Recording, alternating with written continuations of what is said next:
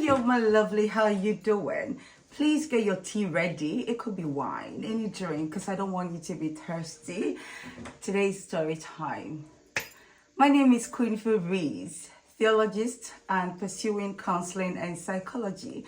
On this channel, we do things quite different because we cook, we vlog, we advise, we level up, we talk about so many things. So I hope you find this really interesting.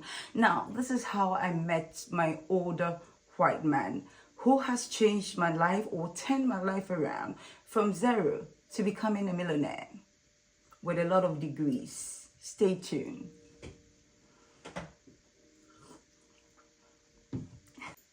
So, this started in 2017. That was in March. And then I had this friend. It's also a different story altogether. So I think I will make a video about the story as well, how I got to meet that friend. And then she was having a birthday party for her son. So she invited me to come. And at that time, I was dating this guy. He was a biracial and then he lived in America. I was living in Ghana at that time. So I told him that my friend is having a party. And then he was like, no, I don't want you to go. Do not go. Don't go nowhere. Just be at home.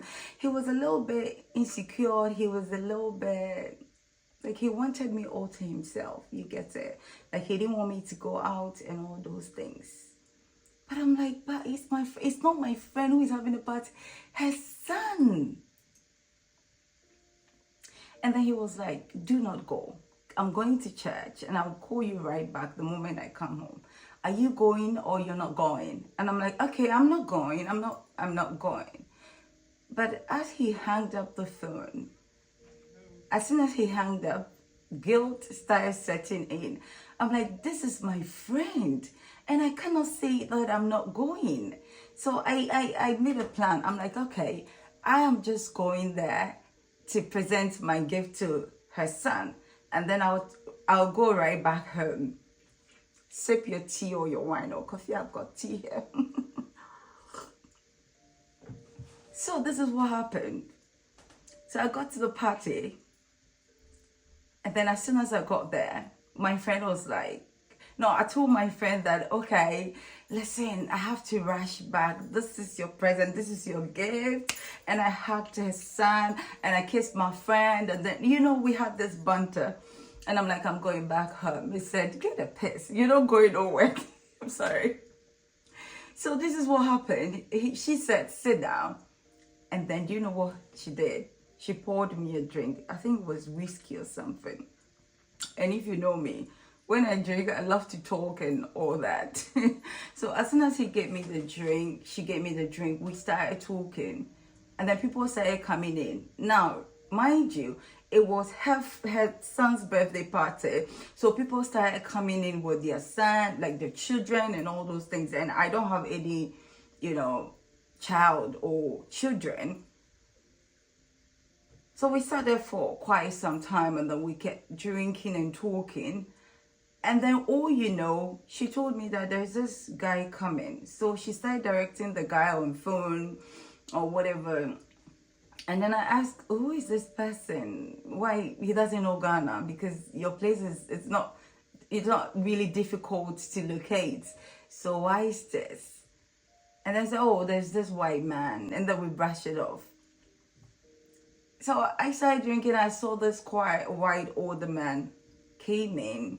He said hello to everybody, and then he went to sit down quietly. Quiet. So me, I got talking with the people because they were like acquaintances. We got talking and laughing and all that. And then this what happened. That time I had written my first book called Yes You Can. So this white guy, I think my friend offered him like beer or something. He started drinking. He was quiet. His head was literally down. He wasn't looking at nobody, And I wasn't looking at him. Listen, I told you I had a guy and I was in love with my guy. He was so much in love with me, overprotective. That's how he was. So this guy sat down and then he started drinking. And then one of the guys said that, what's your name? And then he said his name. And then as soon as he said his name, he said, "Oh, so what do you do?" He said, "Oh, I'm this, I'm an author, I'm this." My husband is also an author. He writes, he has a lot of books. And I'll do a review about his books and all that, you know, his encounter when he came to live in Ghana for some time. So don't worry, I'll do a review about it. And then his book is on Amazon as well. His book is on Amazon. So I'll do a whole review and then we talk about the book and you see if you're interested or if it aligns with you, then you can get a copy. So this is what happened. And then the guy was like, "Oh, you're an author. Queen has also written a book. So probably you guys should get talking." And then he came to sit beside me and then we started talking. But as soon as he sat beside me, I'm a very spiritual person. I'm a very spiritual person. Like I said, I'm going to make a whole video about my beginning and all this thing. When I was a little girl, let me just chip this in. When I was a little girl, around age 5 or whatever, I started telling my mom and my family that I'm going to live in London when I grow up. And then I'll marry an older white man. Well, at that time, I didn't know the difference between older and younger. But when I say older, I felt peace. At that time, I felt like that older person was going to protect me. Because you see me like that, I'm a very strong person, but I'm not strong. Like, I love protection. I want my man to protect. I'm very feminine, let me put it that way. So my man has to be masculine. You know, masculine, I'm not talking about muscles and all that. I'm talking about sense. I'm talking about respect. I'm talking about loving. I'm talking about everything. So a little bit of giving me attention and all these things. You know, it comes in a package. So my beloved, I felt something in my heart. Because I remembered, but I didn't take that serious. Although I was still thinking about my guy because at that time he had closed from church and then he started calling me. But I didn't pick because I didn't want him to hear any music. There was music. He was going to like argue with me and I wasn't ready for argument. Yeah, that's that. So I didn't pick. I literally didn't pick his call. And then this will happen. Listen.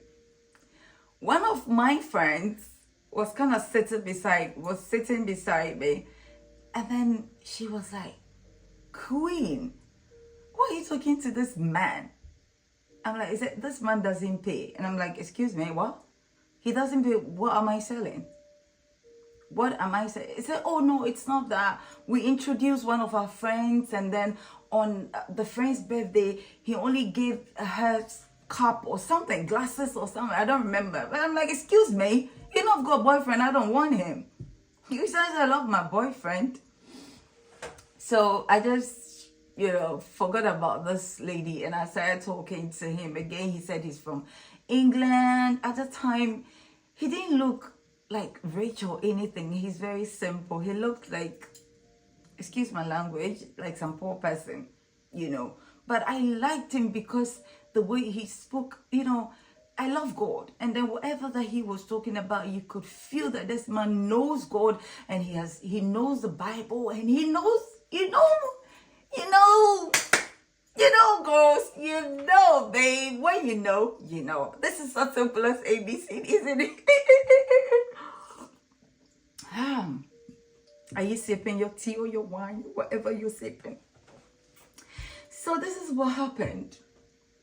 We got talking. And then he said he's a British subject, like he obviously is from here. I live in the UK. And then I said, "So what are you doing, Ghana?" I said, "I'm doing some volunteer work and all of that." And, you know, and then later we all went outside because at that time it was getting late. So I started dancing with all the guys that, I'm very bubbly. I'm like that. I love to hug people and just be free. Like I'm a free-spirited girl. And then we got dancing. I was dancing with every man out there because they were all friends. No, not friends, like acquaintances. And then he was just sitting down quietly looking. And then after it was so late.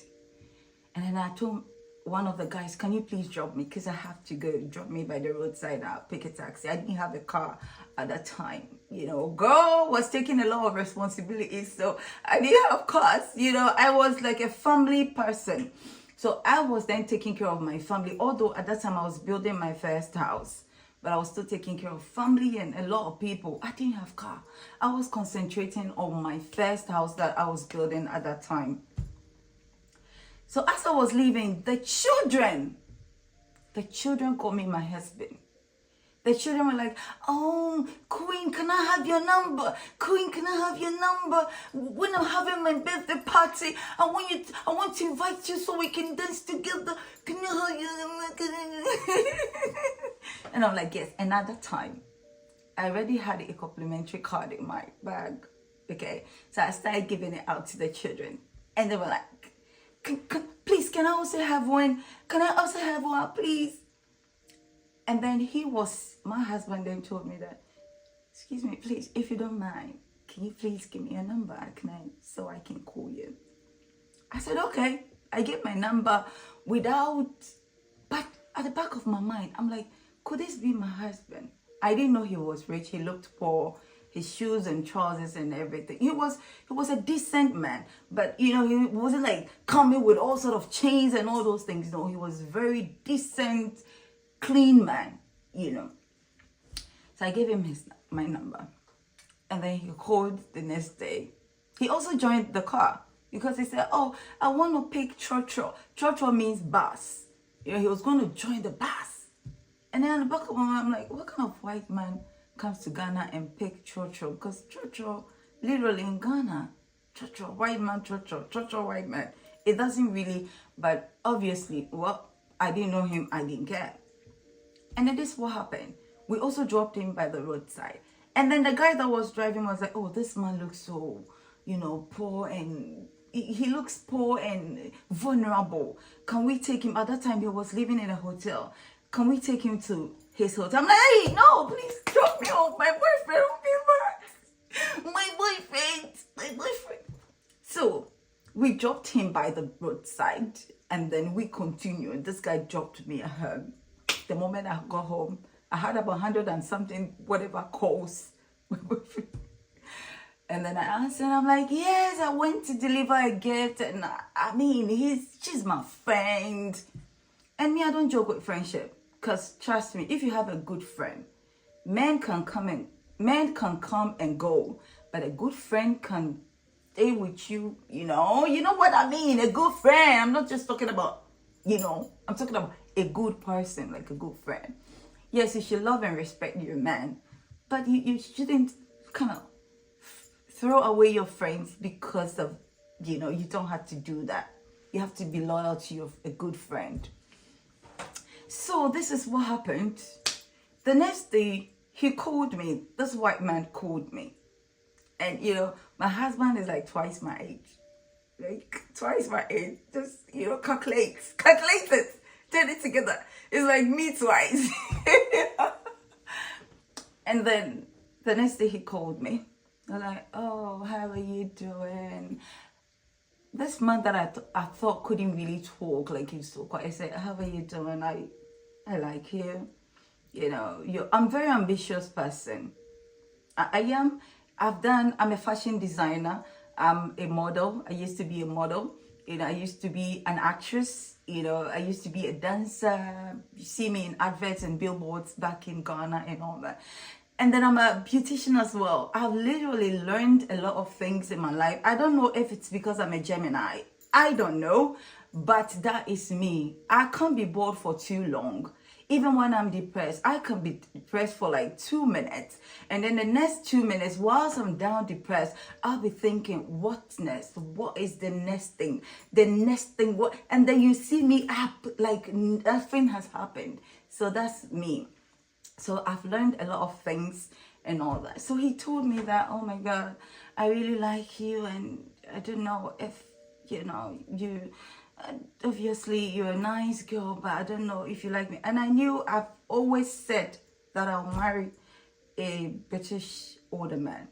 I said it. Even I didn't know what was London, what was whatever. I thought the whole UK was London. You understand? So I'm like, could it be him? And the fact that he was talking about God and he was calm, and then, I realized that we had a lot of things in common. One good thing that we have in common is, God. And then he said, I I don't know if you mind, if you would be, if you would, I'm like, I've got a guy. And this is when I felt that, no, let me give it a shot. Because this can be my man. I said, I've got a guy. But he also has got somebody. I don't see any potential. I don't see any future. Although my ex-guy wanted me to become a second wife. Well, I didn't know he had a girl, a woman, or a wife. He waited till I fell in love with him. That's when he told me, and I couldn't do anything about it. I did it. And then, yeah, I couldn't do anything. I didn't want to become a second wife. Obviously, my standards are too high. I come from a very poor family. But even though I came from a very poor family, I've always been an ambitious. I aim high. At that time, I didn't know that I was affirming things for myself. I remember when I was 6, I told my mom, okay, I'm going to have a house in London. I will have houses in Ghana. I'll do this. I was saying all these things, and it has all come to pass. It has all come to pass. So he took, the moment he said, I said, I have a guy, but I don't see any potential because he also got somebody. But I don't know. And I told him, don't call me because my guy is coming down from the US. So don't call me. So my guy came, then we spent about 2 weeks, and then he went back. That's when the white guy started calling me, because at least he was calculating the time that my guy. So we met. He said we should go for dinner, lunch or whatever. And I went to this restaurant, and then at that time I knew I was ready, because people started pressuring me. Why you not married? Why you not getting married? Your sisters are all married. You're the firstborn. Why? Your friends are all married. You're a woman. You have a good heart. You're beautiful. You cook so well. You're clean. What's stopping you? And I told them I don't want any Kwekwanansi marriage. I don't want any Shuperu marriage. That is why I'm not going to let anybody pressure me because they want me to get married. I told them I don't want any, some kind of, I don't want it. So, and then that's what happened. So, obviously, I said yes, salute to, whatever he was telling me that he wanted us to be together. But the point is that after everything, he stayed in Ghana for about 2 weeks because he had to go back to the Netherlands.